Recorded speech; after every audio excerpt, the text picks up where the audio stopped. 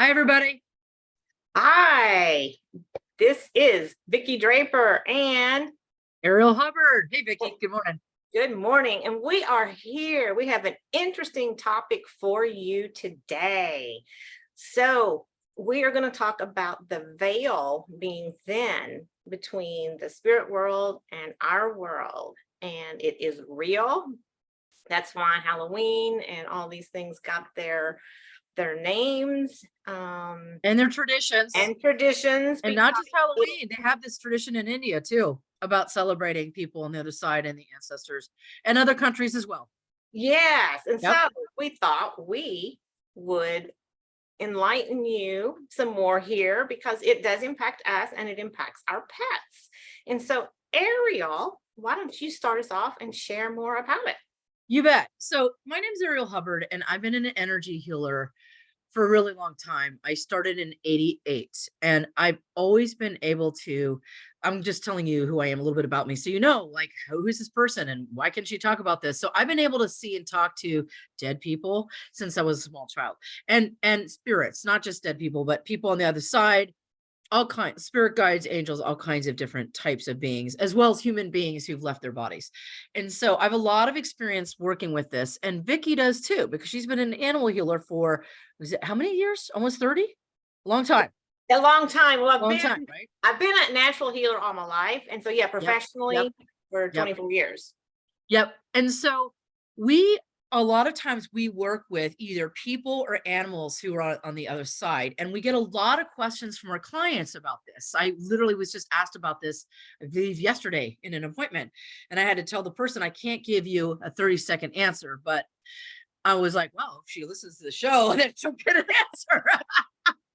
So around the end of October, early November, um, the energy between the physical earth plane, the 3D, and the astral slash 4 and 5D level starts to change. I don't know why it's like that. It just is like that.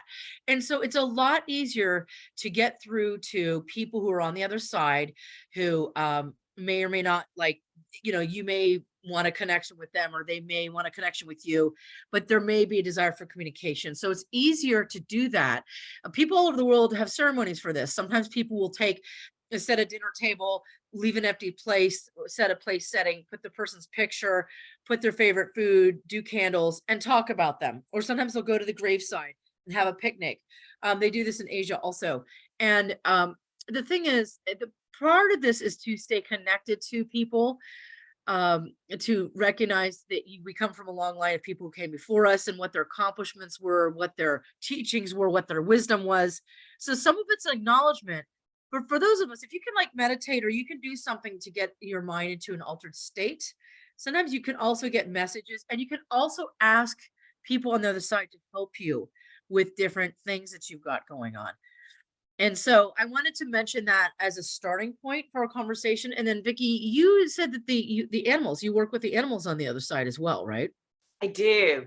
I do. And I just had a client last week that her dog had gone in for exploratory surgery and they found just filled with cancer and stuff. So they just euthanized him right then and there. So the Oh, so person was sad. in shock. There's no Shock. closure there. And so, yes, so we had a session and connected them and just got to give peace to the guardian. It's a big deal. And the animal. I mean, Yeah. but the animal was okay with it. But still, it's a big deal. Yes. Well, and I know I've encountered a lot of people who have grief over losing their pets. And some of them it's months or years later. And do you think that if they had a session with you to like communicate with their animal, do you think that would help them? Yes. The ones I have done, they're just like so grateful Yeah. because, Yeah. and it can be 4 years, it could be longer, It it doesn't doesn't matter have to how be much time has immediate. passed. Right. You can Exactly. so somebody, if you're still missing your pet and you're still upset about it, you could reach out to Vicki and do a session to connect with your animal on the other side. Now, with people, it's a little bit different. I would not say different, but let me explain what I mean by that. So people on the other side, when they leave their body, they go through a process and they go through a process of reconnecting with their soul energy on the other side, of assimilating all the experiences they've had while they were living, of evaluating their progress and what they've accomplished or haven't, working with their soul group and their guides to decide what they're going to do next. So they're busy.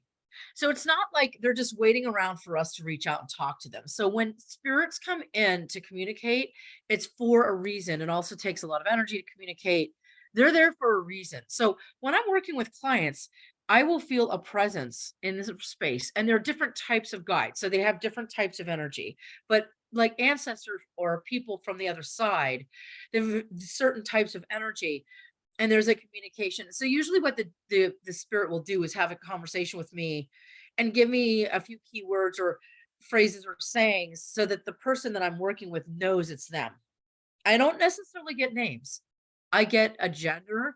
I usually get the side of the family it's on, or if it's family friend, like that kind of identification. And then I talk about like phrases or jokes that they would make. And then that's when the person knows that it's them. But there's always a reason for the communication. It's never haphazard. And it's not like we can order them up like a menu item on a restaurant. So in a restaurant, you can't do that. So I can't just snap my fingers and Joe's uncle shows up in the room. It doesn't work like that. It only works if there's a desire or a need for some kind of communication. And usually it's also about closure. It's usually to help the person that's in for the session to get some kind of healing or closure. Like something needs to be said, communicated, shared. Sometimes it's just letting people know, and I'm actually okay, because a lot of people are worried about their people on the other side. They're really scared and upset about it. So it's like letting them know that they're okay. Sometimes it's unfinished business that needs to be resolved. Sometimes it's spiritual or emotional healing, right? Those are all different reasons why someone would come through, but there's always a reason. It's never haphazard, and it's never unintentional. So that means that sometimes when I work with people, their ancestors don't show up. And if they don't, it's because they're busy. They're doing other stuff. Anyway, that's a little bit about that. Do you find that I mean, sometimes people ask me about reincarnation. Do you think that pets reincarnate based on your experience working with energy and pets? Yes, based on my Yeah, experience, yes. yeah, me too. Because yes, I have had clients that have gotten lucky and they lost like a soul connection with an animal, and then the soul came back in another animal body with them in this Interesting. lifetime. Was it Um, the same type of animal, or was it a no, different animal? yeah, it was what was like dog. I mean, it's like it was a Two dog, different two but different dogs? yeah, Okay, that is really interesting. That's really interesting. Okay. Um, and I've seen that sometimes with people, although it depends on how fast someone wants to reincarnate. Sometimes someone will come back in the same family. That's pretty rare. But it does happen. I was going to But say yes, it can happen. It's not necessarily the norm because the turnaround time and whatnot, but um, absolutely. it does happen. My most frequent type of work I do in this area is for people who've had miscarriages or they've had to terminate a pregnancy. And there are a lot of reasons why people do that. And some of them are so that for their own health. And a lot of people have a lot of sadness about that. It's very deep sadness. And I can usually tell within a few minutes of a session if someone has an upset in that area. And then we do a process to help them reconnect with the soul of that child and to help them get their healing. And that's one of the most common reasons while I work with somebody. But a lot of times it's also people who crossed over and they're missing their family member or their friend or their former love. I've had that too. And so if the spirit wants to communicate, then we'll have a conversation. We also, people who do this kind of work, we have to have boundaries, and where it's not like Whoopi Goldberg and Ghost, where anybody floating by can just drop in her body. I don't let people come in my body. It does not happen. I don't let people take over. That doesn't happen either. So people use mediumship and channeling interchangeably, and they don't mean the same thing. And in my world, Mediumship is when you let somebody take over your body, like Whoopi Goldberg in Ghost. Channeling is when you listen to what they're saying and you repeat it. Now, some people reverse that and they use the same terms for the opposite meaning. So I just wanted everybody to know that that is out there. Vicki, you don't do mediumship. No, You no, don't no. I do know. what you do. I'm Yes. the messenger. Right. I Right. am the messenger. I stay wholly me the whole time. And Right. yeah, and it's beautiful for the people that want closure, because a lot of times what they want to know is their pet's okay.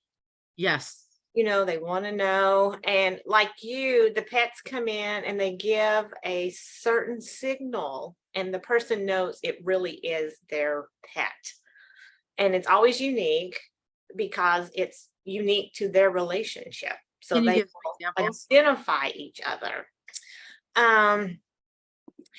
One is, well, there was one I said, oh, like, does your cat rub up against your leg all the time? And they're like, oh my gosh, yes, I can't walk anywhere without them. And that was a signal that it was their Uh-huh. I cat. was wondering if, like, maybe a cat curls its tail in a certain way. I had Oh, a cat. I had a cat when I was growing up, and she was a Siamese, and she had a very distinctive. She's like rare, and she's kind of like rare, so like sassy, like. And well, then for when I did a you, meditation, that may have been how she would present herself to me to share to you. Because that's what I'm exactly saying. It's like always that. unique. I've been doing this for over, like I said, over 24 years as a profession. And out of all the gazillion animals I've connected with, it's always a different story because it's always unique to the relationship.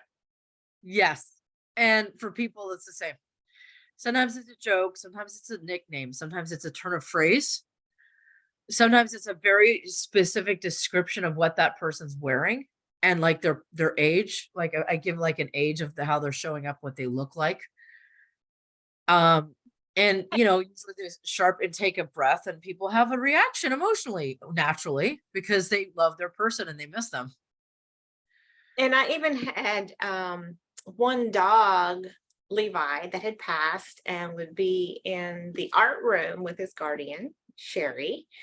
And after Levi passed, she had moved his dog bed, and he had always curled up with her in the art room. And she's a regular client. And so in one of our regular sessions, Levi popped in and said, please put my dog bed back. That's awesome. Yeah. And so, because it was his way of saying he's still there with her. Yes. One of the stories before I had good boundaries when I was in my 20s, I was driving into a strip mall where there was a restaurant. I was going into for Thai food for lunch. I'm minding my business, and I see this 6-year-old playing in the parking lot, like not paying any attention to what's going on with the cars.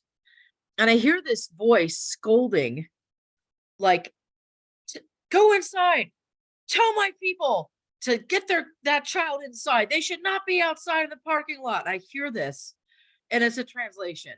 Okay. And I go in there and I see this old woman, and she's like, she points.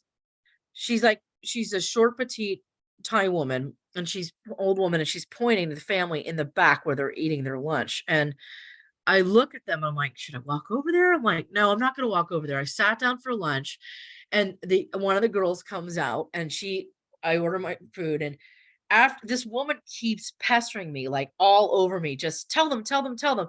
So after a certain point, I said, look, I've just decided I'm not going to worry about what this girl thinks. I need to tell you something. I'm getting messages from your grandma. And she looks at me and she's shocked, and she goes, what's her name? And the woman writes her name in flame Thai letters. And I go, it's in Thai and I can't read it. And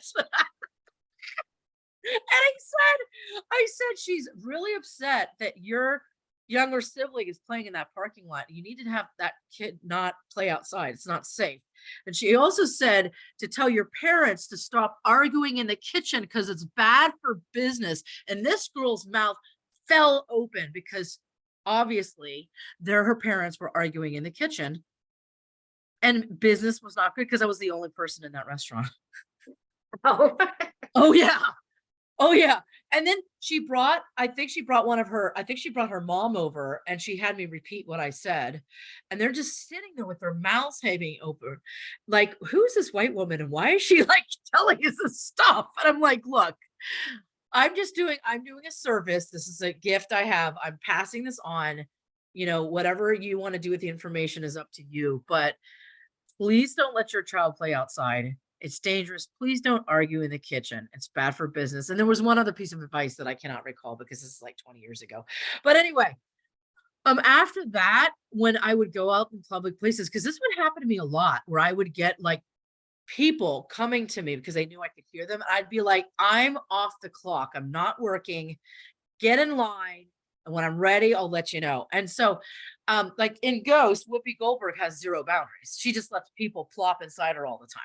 So, it's important for people to know that we're professionals. We have boundaries, and we set up key times and spaces for these conversations to occur, and that we're here to make a difference and help people.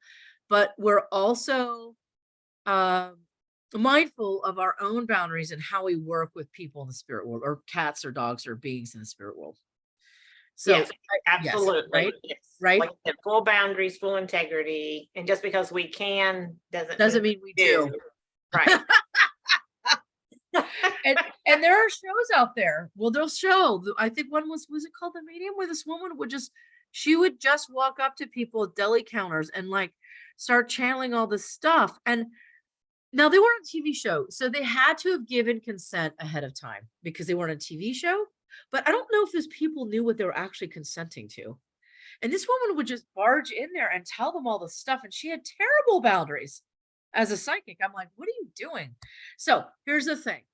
For people, they go, well, how do I talk to people in the spirit world? Well, you got to learn to meditate. What does that mean? That means you got to take your brain waves and drop them out of a gamma or a beta and into an alpha. And how do you do that? Lots of ways to do that.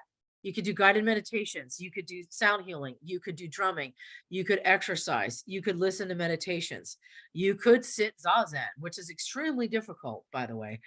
You could do formal meditations like Vipassana. But formal meditation requires practice. That's why they call it a meditation practice. It could take you years. However, if you have someone facilitating, it's a lot easier to get these messages.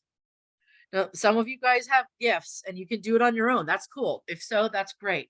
But if you want help, here's how you reach us. Vicki, how can people find you? Go to healingyouranimal.com. That's HEALINGYOURANIMAL.com. And it has my contact information on there. You can sign up for a free assessment and we'll connect and listen to your needs and then set up a time to get your needs met. Yes, and it's free, you guys. So if you want to just have a conversation with her about whether you guys are fit or not, that's free. My website's arielhubbard.com. Just like you could see my name in the video. It's Ariel like the Little Mermaid, Hubbard like Old Mother Hubbard.com. And you can reach me through there. And if you go to my website, you're going to see a whole bunch of different stuff. You're going to see classes for empaths to learn to develop their abilities. You're going to see ways to do sessions. You're going to see a whole bunch of other classes, my blogs, videos, stuff like that. So you can get information, but you can also reach me through there. And I can either teach you how to learn how to tune in, or I can help you do it or help you connect by doing it with you and for you.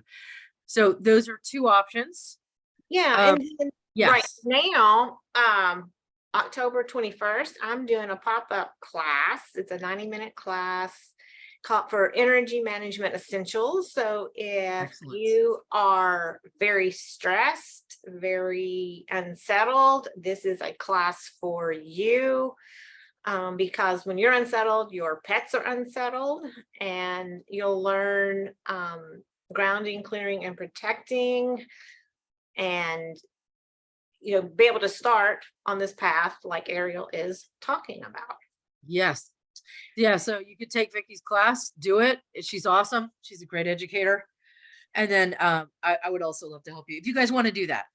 Yes. There are a million books out there. I'm going to recommend two books in this area. One is called Journey of Souls, and the second is Destiny of Souls. So there was this guy, he was a hypnotherapist. He did not believe in past life regression. He started doing present life regression to do some emotional healing. And all of a sudden he pops back into this in-between place. And he had ended up doing this over and over, and he had 20,000 cases. And they started talking about what the spirit world is like, what souls do in between lives, how they pick their incarnations, like what's happening after people die, how they talk to people who are um, still living. That's especially in the beginning of Destiny of Souls.